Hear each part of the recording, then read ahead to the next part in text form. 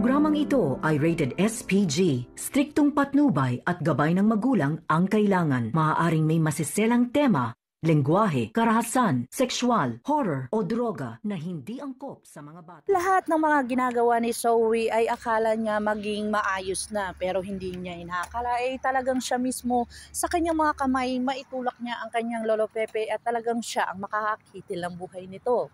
Akala niya namatay itong si Don Pepe na kung saan talagang ang lalim ng binagsak ni Don Pepe at talagang kinakabahan siya dito. Dito na talaga tumawag si Dr. Carlos Benitez at ipaalam ni Zoe ang lahat-lahat ng pangyayari na kung saan iyak na iyak siya dito at takot na takot dahil alam na daw ni Giselle ang katotohanan at alam na din ni Don Pepe kung sino ang kanyang tunay na ama. Dito na nga talaga pinuntahan siya ni Dr. Carlos Benitez at talagang niyakap niya ito ang kanyang anak at talagang galit na galit itong si Moira dahil sa kanyang mga narinig dito sa mga chismis na talagang patay na itong si Balahadja kaya hindi niya ito makontak. Dito na si Zoe ay dumating sa kanilang hotel na kung saan talagang pinagalitan siya ng kanyang inang si Moira dahil sa kanyang mga ginagawa na kung saan nauna pa itong si Moira dumating doon sa hotel kung nasan sila. Dito na nga ay talagang iyak na iyak si Zoe at sinabi niya dito kay Moira ang lahat ng kanyang mga nagawa na kung saan siya mismo pala ang nagtakas dito kay Don Pepe.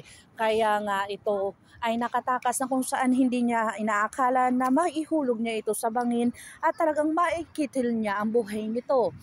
Dito na nga ay pinagtataka ni Zoe dahil sa tinawag talaga ni Annalyn yung mga pangyayari na kung saan natagpuan niya ang kanyang lolo at agad-agad naman itong tumawag kay Dr. RJ Tanyag dahil sa dadalhin nila sa S. Church Medical Center dahil ito ay buhay pa. Dito na nga ay talagang susunod na si Dr. Lyndon doon na kung saan talagang pumunta na din sila ni Giselle. Dito na nga talagang porsigido si Annalyn na mabuhay ang kanyang lolo na kung saan ayaw niyang maitulad dito sa kanyang tsuhin at ninong dahil sa lahat na ng mga pangyayari ay hindi niya ito naligtas at talagang porsigido siya ngayon na mailigtas ito dahil may alam ito sa katotohanan.